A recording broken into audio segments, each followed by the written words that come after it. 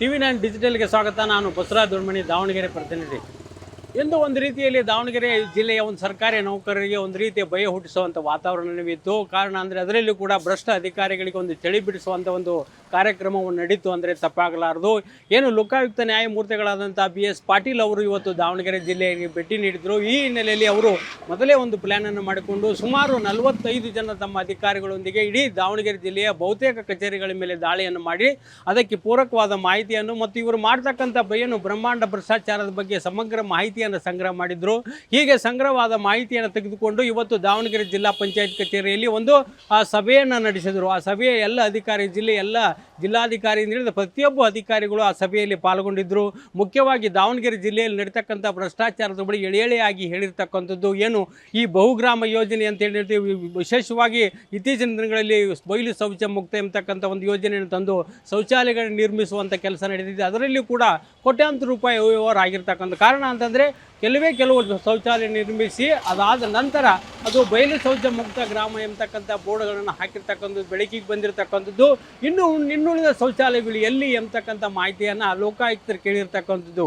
ಎಲ್ಲ ಸಂಪೂರ್ಣ ಏನು ಶೌಚಾಲಯ ನಿರ್ಮಾಣ ಆದಮೇಲೆ ಆ ಬೋರ್ಡನ್ನು ಹಾಕಬೇಕೆಂಬತಕ್ಕಂಥ ತಾಕೀತನ್ನು ಮಾಡಿ ಅವರಿಗೆ ನೋಟಿಸನ್ನು ಕೊಟ್ಟಿರ್ತಕ್ಕಂಥದ್ದು.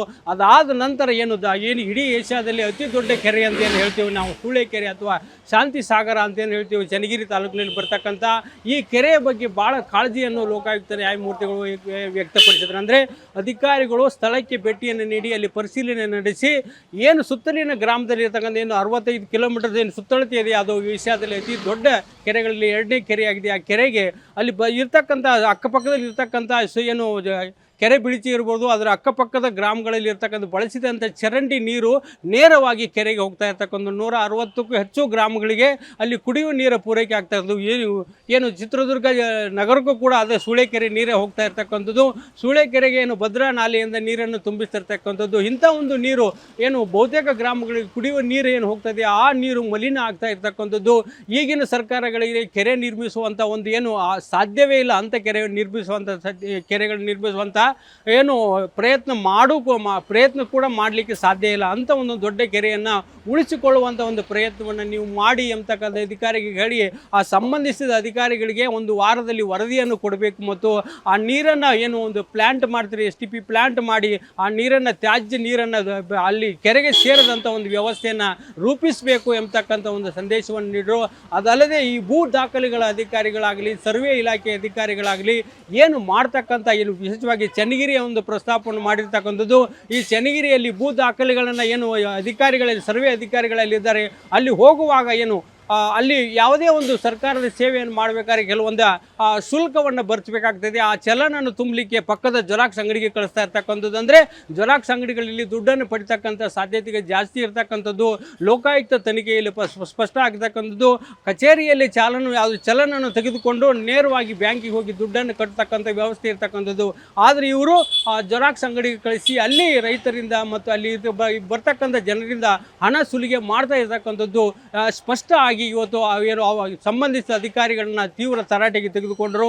ಇನ್ನೊಂದು ಭಾಳ ದೊಡ್ಡ ವಿಚಾರ ಅಂದರೆ ಅವರು ಬೆಂಗಳೂರಿನ KC ಜನರಲ್ ಆಸ್ಪತ್ರೆಯ ಒಂದು ವಿಚಾರವನ್ನು ಪ್ರಸ್ತಾಪ ಮಾಡಿದರು. ಅಲ್ಲಿ ಪ್ರತಿ ಸಲ ಕೂಡ ಏನು ಹೆರಿಗೆ ಆದಾಗ KC ಜನರಲ್ ಆಸ್ಪತ್ರೆಯಲ್ಲಿ ಹೆರಿಗೆ ಆದಾಗ 500ರಿಂದ 1,000 ರೂಪಾಯಿ ತಗೋತಕ್ಕಂಥ ಒಂದು ವ್ಯವಸ್ಥೆ ಅಲ್ಲಿ ಇತ್ತು ಎಂಬತಕ್ಕಂಥದ್ದು. ಆದರೆ ದಾವಣಗೆರೆಯಲ್ಲಿ ಪ್ರತಿ ಹೆರಿಗೆಗೂ ಕೂಡ ಸರ್ಕಾರಿ ಜಿಲ್ಲಾ ಆಸ್ಪತ್ರೆ ಆಗಿರ್ಬೋದು, ಹೆರಿಗೆ ಆಸ್ಪತ್ರೆ ಆಗಿರ್ಬೋದು, ಈ ಆಸ್ಪತ್ರೆಗಳಲ್ಲಿ ಒಂದು ಹೆರಿಗೆ ಆದರೆ ಸುಮಾರು 3,000 ರೂಪಾಯಿ ತೆಗೆದುಕೊಳ್ತಾರೆ ಅಲ್ಲಿರ್ತಕ್ಕಂಥ ಸಿಬ್ಬಂದಿ ಎಂಬತಕ್ಕಂಥದ್ದು.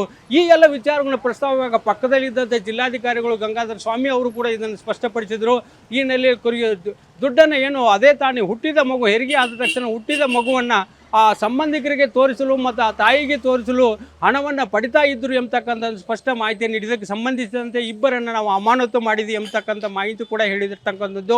ಈ ಎಲ್ಲ ವಿಚಾರಗಳನ್ನು ನೋಡಿ ಇವರಿಗೆ ನಾವು ಪ್ರತಿ ವಾರ ಇದ್ರ ಬಗ್ಗೆ ವರದಿಯನ್ನು ಕೊಡಬೇಕು. ಪ್ರತಿ ವಾರ ಇಲ್ಲಿ ಆಗಿರ್ತಕ್ಕಂಥ ಭ್ರಷ್ಟಾಚಾರದ ಈಗಾಗಲೇ ನೋಟಿಸನ್ನು ನೀಡಿದ್ದೀವಿ, ಈಗಾಗಲೇ ಅಧಿಕಾರಿಗಳಿಗೆ ತಾಕೀತು ಮಾಡಿದ್ದೀವಿ.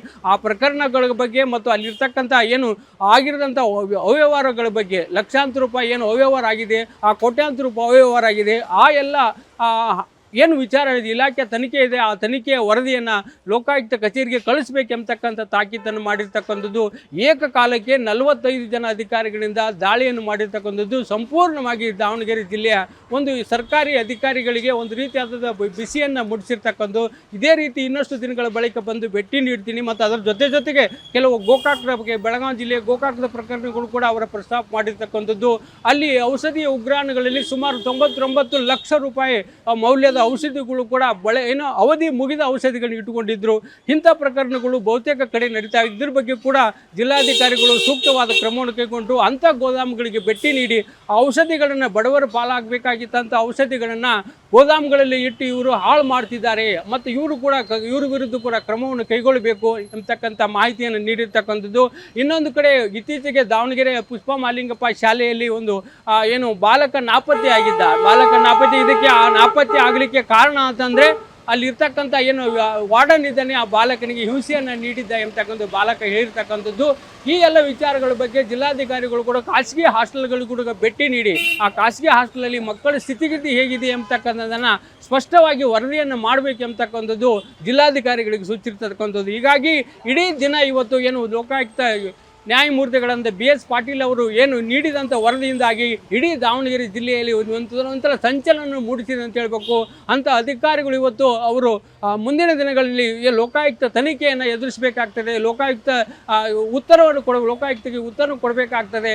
ಜೊತೆಗೆ ಅವು ಈಗಿರ್ತಕ್ಕಂಥ ಕೆಲವು ಅಧಿಕಾರಿಗಳು ಕ್ಷಮೆಯನ್ನು ಕೂಡ ಕೇಳಿರ್ತಕ್ಕಂಥ, ಮುಂದೆ ಈ ರೀತಿ ಯಾವುದೇ ರೀತಿ ಆಗಲ್ಲ ಎಂಬತಕ್ಕಂಥ, ತಪ್ಪು ಆಗಲ್ಲ ಎಂಬತಕ್ಕಂಥ ಮಾಹಿತಿಯನ್ನು ಕೂಡ ನೀಡಿರ್ತಕ್ಕಂಥದ್ದು. ಈ ಒಂದು ಹಿನ್ನೆಲೆಯಲ್ಲಿ ಅವರನ್ನು ಕ್ಷಮೆ ಕೂಡ ಮಾಡಿರ್ತಕ್ಕಂಥದ್ದು. ಯಾವುದೇ ರೀತಿ ತಪ್ಪಾದರೆ ಮುಂದಿನ ದಿನಗಳಲ್ಲಿ ಸೂಕ್ತ ಕ್ರಮ ಕೈಗೊಳ್ಳೋದಾಗಿ ಕೂಡ ಲೋಕಾಯುಕ್ತ ನ್ಯಾಯಮೂರ್ತಿಗಳು ಹೇಳಿರ್ತಕ್ಕಂಥದ್ದು. ಹೀಗಾಗಿ ಇಡೀ ದಾವಣಗೆರೆ ಜಿಲ್ಲೆಯಲ್ಲಿ ಒಂದು ರೀತಿಯಾದ ಸರ್ಕಾರಿ ನೌಕರರಿಗೆ ಒಂದು ರಿಪೇರಿ ಕೆಲಸ ನಡೀತು ಅಂದರೆ ತಪ್ಪಾಗಲಾರದು.